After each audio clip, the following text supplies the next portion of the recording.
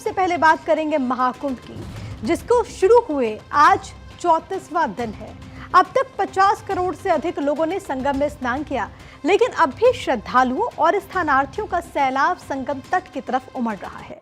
Lok Sabha speaker Om Birla भी महाकुंभ में आज आस्था की डुबकी लगाने के लिए पहुंचे। इस अवसर पर उन्होंने मां गंगा, मां यमुना और मां सरस्वती का आशीर्वाद लिया। देशवासियों की सुख समृद्धि की उन्होंने कामना भी की। महाकुंभ में वीआईपी लोगों के पहुंचने का सिलसिला लगातार जारी है। कुछ तस्वीरें आपकी टीवी स्क्रीन पर। खाद्य प्रसंस्करण उद्योग मंत्री चिराग पासवान, वाणिज्य एवं उद्योग मंत्री पीयूष गोयल, राजीव शुक्ला, इसके अलावा गोवा के राज्यपाल और मुख्यमंत्री ने भी महाकुंभ में स्नान किया, पुण्य के भागी बने। इसके अलावा शिक्षा मंत्री धर्मेंद्र प्रधान, कोयला और खदान राज्य मंत्री सतीश चंद्र दुबे डुबकी लगाने के लिए प्रयागराज पहुंचे और ये तस्वीरें लगातार सामने आ रही हैं। ये आस्था का एक अटूट संगम है, जहाँ की वाणी के अंदर शक्ति, भक्ति, संतों ऋषियों की वाणी की अविरल धारा है। करोड़ों लोगों की आस्था है, करोड़ों लोगों के श्रद्धाओं को विचार है, और उसके साथ गंगा, जमुना, सरस्वती की ये त्रिवेणी घाट जो हमारे आध्यात्मिक आस्था का विचार है।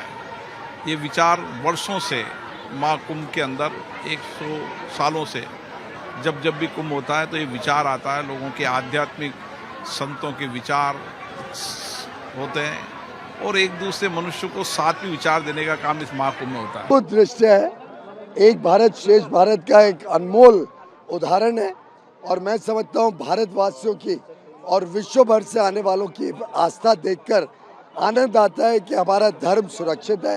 सनातन धर्म आगे चल के इस देश को नई ऊंचाइयों तक लेके जाए। मैं समझता हूं कि ये व्यवस्थाएं जिस प्रकार से बनाई गई हैं, ये भी एक दुनिया को संदेशा देती है कि भारत की क्या ताकत है, और जो लोग यहाँ पे आ रहे हैं वो सब नई ऊर्जा लेके, ईश्वर का आशीर्वाद लेके देश को एक विकसित भारत बनाने के लिए प्रतिबद्ध होके जाएंगे।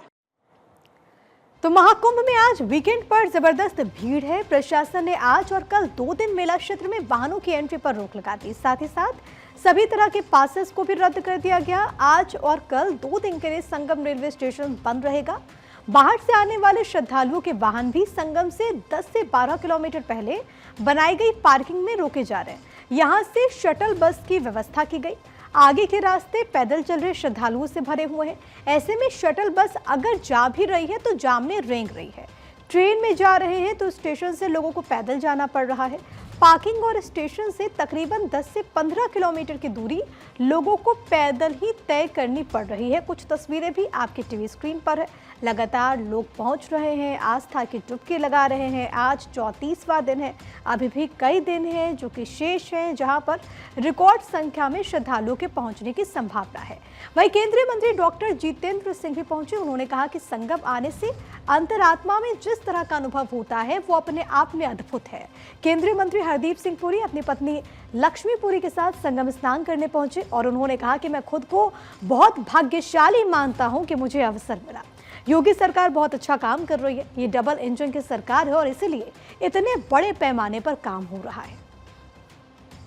महाकुंभ आया है, हर किसी के जीवन काल में ये वरदान नहीं रहता, और यहाँ पर आने से जो अंतरात्मा में जिस प्रकार का अनुभव रहता है, स्वयं अपने में वो अनुभव भी है और एक मंथन की प्रेरणा भी है।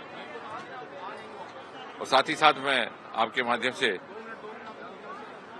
प्रशासन की जिस प्रकार से यह व्यवस्था है उसकी भी सराहना करना चाहूंगा। मुझे लगता है कि 50 करोड़ से अधिक श्रद्धालु जो अभी तक यहाँ आ पहुंचे, विश्व में कहीं भी नहीं हुआ, ये शायद विश्व भर में कीर्तिमान रहा होगा।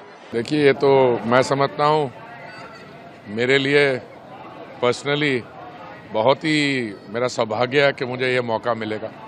तो बहुत ही हम अपने आप को लकी समझते हैं। जो योगी सरकार जी ने व्यवस्थाएं को लेकर क्या कहेंगे? किसने? योगी सरकार। योगी सरकार तो बहुत बढ़िया काम कर रही है। उनके बगैर कैसे होता? माननीय प्रधानमंत्री जी है और एक योगी जी है, डबल इंजन की सरकार है, तभी तो इतना ग्रैंड स्केल पे सब हो रहा है।